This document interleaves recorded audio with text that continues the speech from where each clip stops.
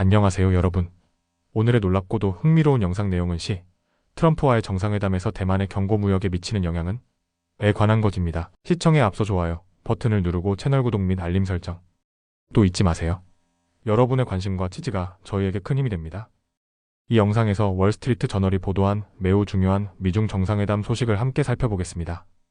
이번 회담은 단순한 외교 행사가 아니라 앞으로 세계 경제와 금융시장 그리고 대만 해협의 긴장까지 좌우할 수 있는 중대한 회담이라는 평가를 받고 있습니다.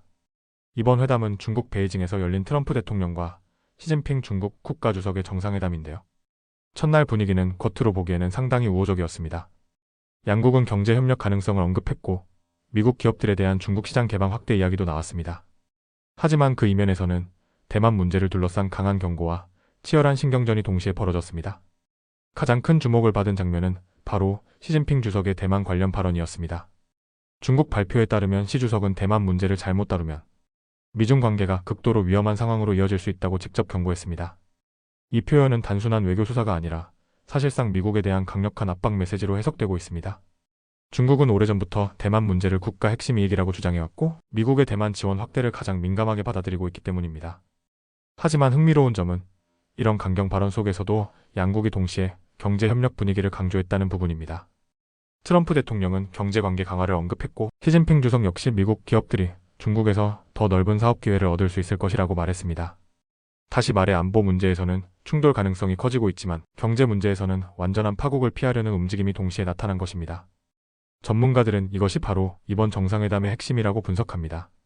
즉, 미국과 중국이 서로 경쟁 관계라는 사실은 인정하지만 그 경쟁이 통제 불가능한 충돌로 번지는 것은 막으려 한다는 것입니다. 실제로 중국은 이번 회담에서 미국 기업 최고 경영자들을 대거 환영했습니다. 테슬라, 애플, 반도체 기업 관계자 등 중국과 밀접한 사업 관계를 가진 미국 기업인들이 베이징 일정에 참석했고 이는 양국 경제가 여전히 깊게 연결되어 있다는 점을 보여주는 장면이었습니다. 또 이번 회담에서 시장이 특히 주목한 부분은 무역과 기술 문제였습니다. 현재 미국과 중국은 반도체와 첨단 기술, 히토류, 핵심 광물 문제를 놓고 치열하게 경쟁하고 있습니다. 미국은 중국의 첨단 기술 접근을 제한하고 있고 중국은 히토류 수출 제한 카드로 대응하고 있습니다. 그런데 이번 회담 발표문에서는 시장이 가장 민감하게 보는 핵심 기술 제한이나 히토류 문제에 대한 구체적인 언급이 거의 없었습니다. 이 때문에 투자자들은 오히려 긴장 완화 가능성에 주목하고 있습니다. 즉, 양국이 당장 추가적인 기술 제재나 무역 충돌을 확대하지는 않으려는 신호일 수 있다는 것입니다. 일부 전문가들은 이번 정상회담이 미중 관계의 최저선을 설정하는 과정이라고 설명합니다. 다시 말해 완전한 관계 개선보다는 최소한의 안정장치를 만들고 시장이 감당 가능한 수준에서 경쟁을 관리하려 한다는 뜻입니다. 특히 이번 회담에서는 이란 문제도 중요한 변수로 등장했습니다. 미국은 중국이 이란에 영향력을 행사해 중동 긴장을 완화해주길 기대하고 있습니다. 백악관은 양국이 이란 핵무기 보유를 반대하고 호르무즈 해협의 자유항행 유지에 공감했다고 밝혔습니다.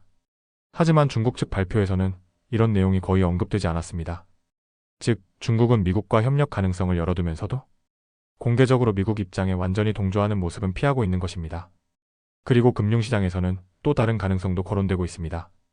일부에서는 트럼프 대통령이 이란 문제 협조를 얻기 위해 대만 문제에서 일정 부분 유연한 태도를 보일 가능성을 추측하고 있습니다. 하지만 중국 전문가들은 이런 시나리오 가능성은 낮다고 보고 있습니다. 미국이 대만 지원을 완전히 포기하는 것은 인도태평양 전략 전체와 연결되기 때문입니다. 오히려 전문가들은 이번 회담의 현실적인 목표가 제한적이라고 설명합니다. 예를 들어 중국의 미국산 농산물 구매 확대, 보잉 항공기 구매, 일부 비전략 산업 분야, 거래 같은 상대적으로 작은 합의들이 나올 가능성이 크다는 것입니다.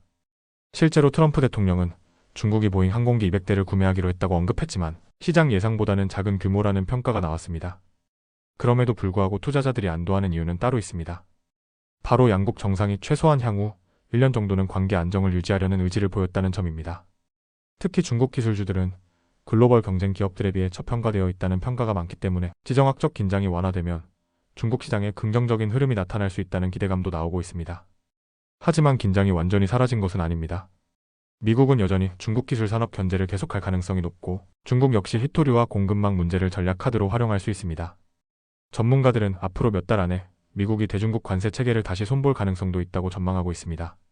즉, 이번 정상회담은 갈등의 끝이 아니라 충돌을 관리하기 위한 새로운 출발점에 가깝다는 의미입니다. 결국 이번 베이징 정상회담은 미중 양국이 서로를 완전히 신뢰하지는 않지만 세계 경제와 시장 충격을 고려해 일정 수준의 안정은 유지하려 한다는 점을 보여준 회담으로 평가되고 있습니다. 과연 앞으로 미중 관계가 안정 국면으로 들어갈지 아니면 대만과 기술 패권 문제를 둘러싼 갈등이 다시 폭발하게 될지 전 세계 투자자들과 국제사회가 긴장 속에서 지켜보고 있습니다. 이 영상은 여기까지입니다. 다음 영상에서 더 유익하고 흥미로운 내용으로 찾아뵙겠습니다. 이 영상은 투자 의견이 아닙니다. 매우 감사합니다.